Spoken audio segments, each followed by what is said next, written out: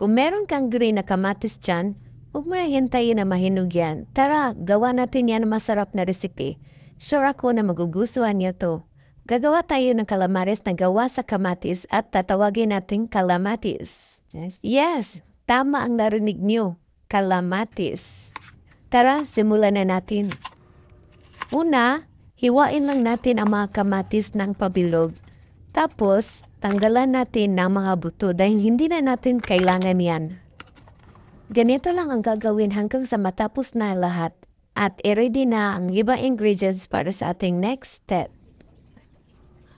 Sa isang bowl, maghanda lang ng 1 cup of flour, 4 tablespoons of breading mix, 1 teaspoon ng pepper, and 1 teaspoon ng salt at haluin na ito ng maigi. Tapusin lang ang video na ito para magkaroon kayo ng idea. At ang recipe naman nito ay nasa dulo ng aking video. Next step, mag-scoop ng 4 tablespoon ng breading mix.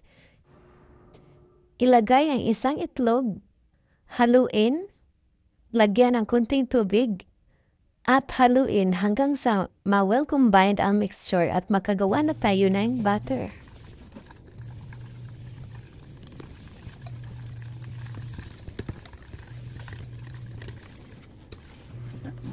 Next, magpainit lang ng kawali, lagyan ng cooking oil.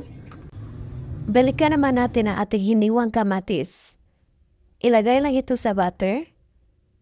Pagkatapos, ilagay sa breading mix. Ihalo lang ito na mabuti hanggang sa ma-well coated at ilagay na sa kumukulong mantika.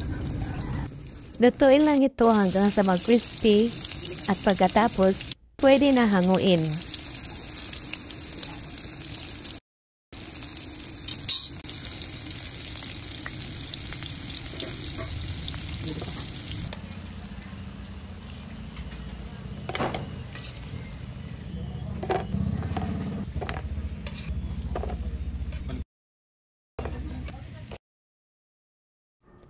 This time, gagawa na tayo ng sausawan.